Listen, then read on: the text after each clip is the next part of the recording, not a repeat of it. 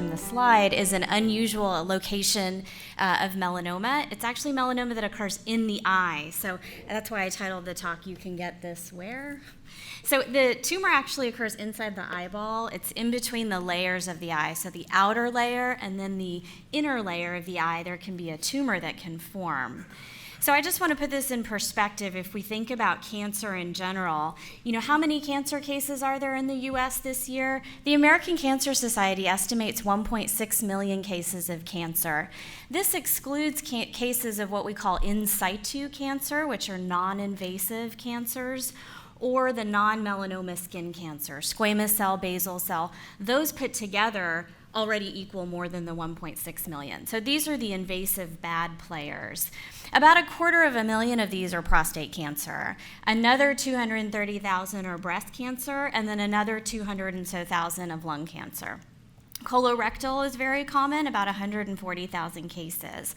This year, the American Cancer Society estimates about 80,000 cases of melanoma in the US. Uveal melanoma makes up probably just about 2.5% of that, so about 2,000 cases in the US will be appropriately documented this year. So in perspective, you can see melanoma is maybe 5 to 10% of all cancer diagnoses in the US, of which uveal melanoma is a very small portion of the total cancer population. So very rare cancer. So just to compare the two cancers, skin melanoma can occur anywhere on the body, basically any skin-covered area. Melanoma of the eye, as I showed you, occurs in this area here. Consider that there's a posterior uvea and an anterior uvea. The posterior uvea, that sort of purplish layer towards the back of the eye, is traditionally known as the choroid. So sometimes people call this choroidal melanoma. Moving to the front of the eye, there's two components. There's the ciliary body, which is a muscle that controls dilation of the pupil. And then there's the iris, that's the colored part of the eye, and those are considered the anterior uveal segment. So ultraviolet is thought to be a risk factor for skin melanoma, but in uveal melanoma, we're not so sure. If ultraviolet was also a risk factor for uveal, because we all have two eyes, we would see a lot more cases of this. Also, when you dig deep and look at the genetics of these tumors, they're different, and they don't mimic ultraviolet damage in uveal melanoma. So BRAF and NRAS mutations, as I'm sure you heard today, are present in skin melanoma, but they're not present in uveal melanoma. Uveal melanomas, by and large, have two unique gene mutations, GNAQ and GNA11, but they don't have BRAF or NRAS mutations. And then the other highlighting difference is the pattern of spread of these cancers. So skin melanoma can go basically anywhere. As you just heard from Dr. Solman, it represents 10% of all cases of brain metastases, but it can go anywhere. It can metastasize to the eye, it can metastasize to the heart, spleen, all your organs, basically anywhere. Uveal melanoma is much more specific, and so 90% of the time when it spreads, it will spread to the liver. It also has a predilection for lung, bone, skin, things like that, but 90% of the time it will end up in the liver, and this is the most troubling location.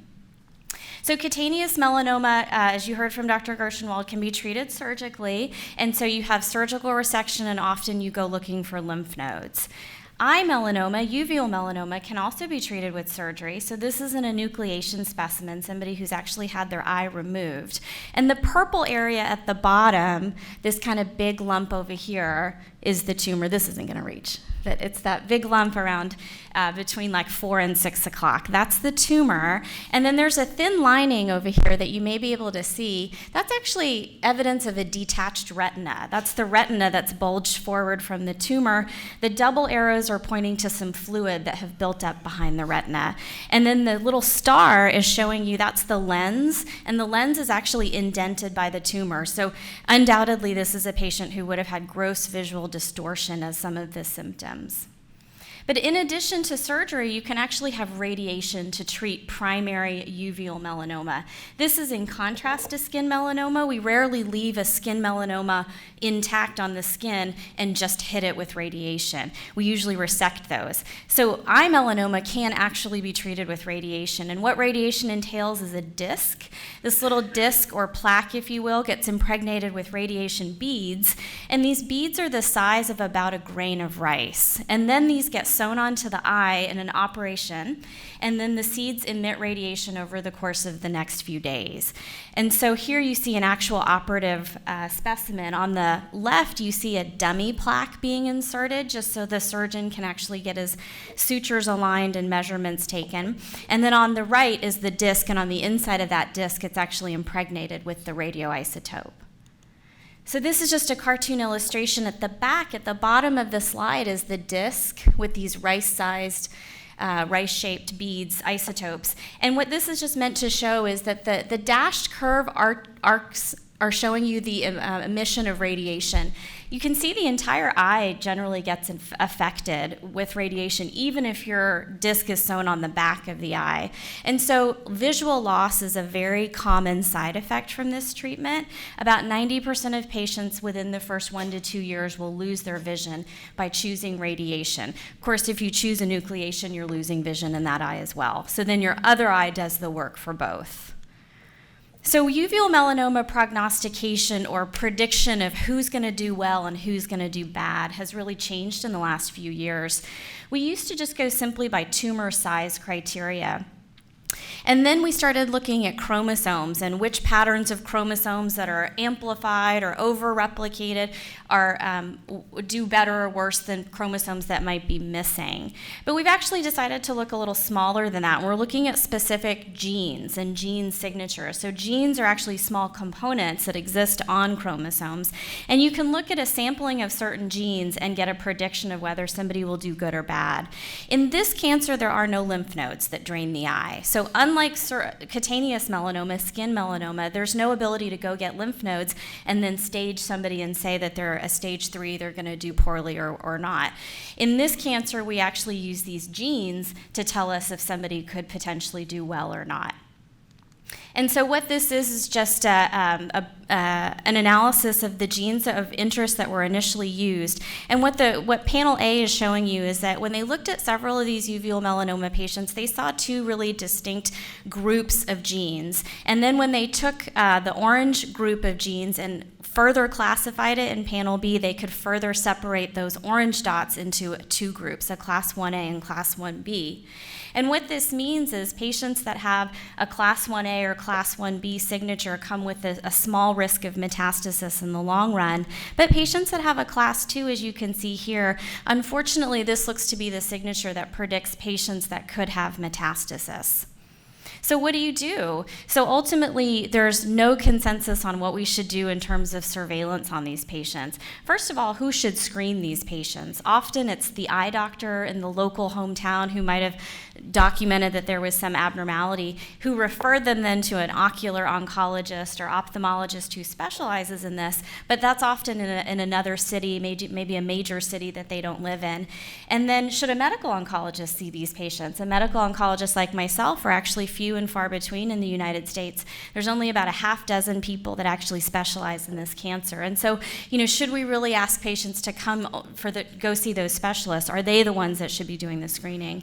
And how often should we screen these patients? Should we screen them every 3 months, more often than that, less often than that? And really, what tests should we use? In the 1990s, the Collaborative Ocular Melanoma Study, which was a group of ocular oncologists, ophthalmologists, they recommended once-a-year blood test looking at liver function enzymes, and then once-a-year chest x-ray. And they said that was sufficient. But in the modern era of early detection and clinical trials, is that really sufficient? And should we perhaps be looking with ultrasound or MRI, or my personal preference is a triple phase CT of the liver? So what do you do if you determine somebody's high risk? In skin melanoma, we do interferon. And in 2011, a long-acting form of interferon known as Cytotron was FDA approved. This has been studied in uveal melanoma and is not effective for this disease. So right now, the best recommendation is to put somebody on an adjuvant clinical trial. They've had their eye treated. They look to be high risk for recurrence, so let's put them on a clinical trial. These are also few and far between, unfortunately. These are United States clinical trials here. There are some also in Europe. But in the US, these trials are really only at specialty centers. So we had one that is now closed. There was one at the Cleveland Clinic that combined interferon plus a chemotherapy dacarbazine. That one is now closed, and we're awaiting those results. Memorial Sloan Kettering in New York has a trial with a drug called crizotinib. That's an oral pill. Thomas Jefferson University in Philadelphia has 2 pills pitted against each other. One pill that affects blood vessels, and then one that affects perhaps DNA expression in tumors. And then in San Diego, over on the West Coast, they have 2 very unique clinical trials. One that's been open for about 7 years now, combining pill therapy, hormone therapy, and chemotherapy. And then the last trial is a new, intriguing trial at UCLA, perhaps even a little controversial, where they're taking patients who are high risk and radiating the entire liver, assuming that if the liver is the site where most of these cancers recur, there may already be microscopic disease there at the time of diagnosis. So as far as strategies for treatment, if I see some of my patients in the audience, you've heard me say this in clinic, there's really a few main silos for treating these cancers. Chemotherapy is generally ineffective for this disease. After 20, 25 years of chemotherapy-based clinical trials in uveal melanoma, we can pretty confidently say you cannot poison this cancer. It just continues to grow. So we rarely offer chemotherapy by itself to our patients. There may be reasons to offer chemotherapy with, say, a metabolism inhibitor or chemotherapy with maybe immune therapy, et cetera. Targeted therapy, there's actually another silo here, and it's intratumoral agents, but this talk isn't long enough to kind of go into it. Targeted therapy is where we're targeting generally specific genes or proteins in tumors. Immune therapy is where we're building the immune system. And then the stars up there are just sort of some, treatments that may not fall into any of these buckets exactly. HDAC inhibitors or VEGF inhibitors inhibit certain components of tumors, either DNA expression or blood vessels. So when we think of targeted therapy, what we're generally doing is thinking of the tumor circuitry. So these tumors or these gene mutations often drive cancers to stay on, if you will. And so we use targeted therapy to shut off the light switches, either one drug or to use 2 drugs to shut off circuits that may be activated in parallel.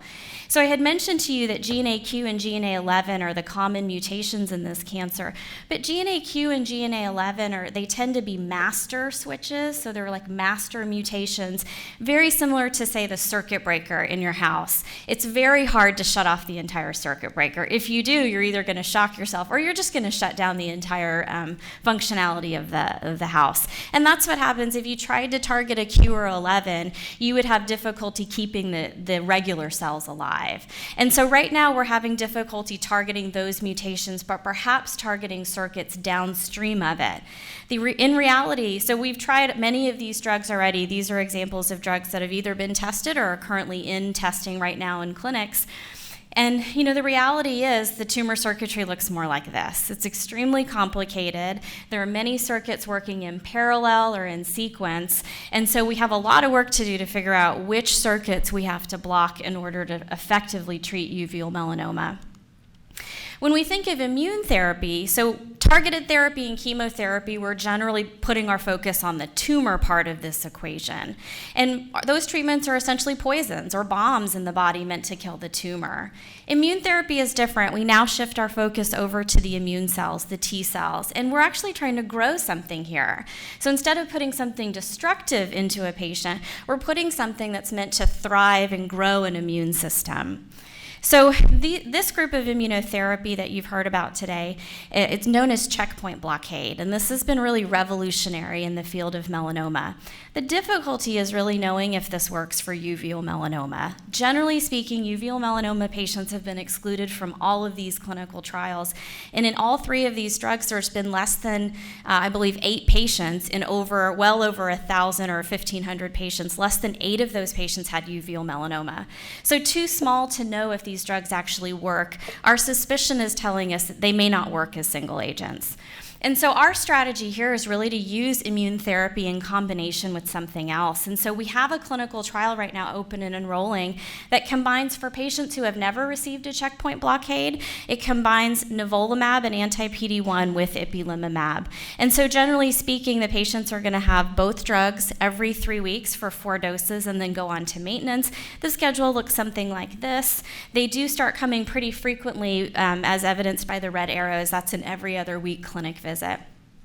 But we find this combination immune therapy to be very exciting. And in parallel to doing these treatments, we're actually really interested in getting tumor biopsies. So this is a representative example of liver core biopsy. This is an outpatient procedure. Somebody goes into the interventional radiology suite and gets a needle biopsy done of their liver, and then they get a bandage put on, and then they go home after a few hours. And these 3 core biopsies here, this is all from one patient, and it's a microscope view of it. What I want you to just take in is how different the cores look from each other and then within each other. And what we actually find when we do these biopsies is that there's variability in these samples. There's fibrosis, there's necrosis, which is dead tumor, there's liver, there's just normal liver there, so that's not really what we want to study, but we may want to compare it to the tumor. And in this, these 3 core samples that we got, only about 40% of the sample was viable tumor. Here's another segment, few fragments of core from the liver as well. And again, about 50% of these cores were tumor. What we're looking for when we look in these samples is actually lymphocytes, those CD8 T cells that we were talking about. And this is a tumor, those small little purple guys are your lymphocytes. This is a uveal melanoma specimen that had high lymphocytes in the tumor. And specifically, we're looking for those CD8 cells. That's a subset of these lymphocytes, and this is the stain showing that we can find them in these tumors. We have some evidence here from Dr. Wargo's lab about what happens in cutaneous melanoma tumors, particularly the lymphocyte infiltration in cutaneous melanomas. So we're very interested to see when we start using immune therapy, particularly in combination, do we augment the CD8 cells in uveal melanoma like we can in cutaneous melanoma? We're also taking tumors and sending them for what we call flow cytometry. This is just another way to look at our immune cells infiltrating into these tumors, or are these tumors expressing markers that could react with the immune system. This is a uveal melanoma patient, and if you look at that bottom right quadrant of 78%, what that's telling us is 78% of her CD8 positive T cells had expression of a marker called PD-1. We looked at another patient and we saw 87% of her CD8s expressed PD-1. And so in these 2 cases, it's very intriguing to consider, would anti-PD-1 therapy be part of a strategy for these patients? Here's just a smattering of uveal melanoma trials. These are the ones we have here at MD Anderson. The national list would, of course, be much bigger, and international bigger than that. So we have nivolumab in combination with ipilimumab, so immune combination.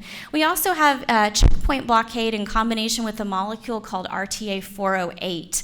And this is essentially a molecule that helps with immune repellents. So in the tumor and the T cell interface, there can be repellents in the environment that actually keep the T cells from approaching the tumor. And RTA408 helps to diminish those repellents and bring the T cell closer into the tumor.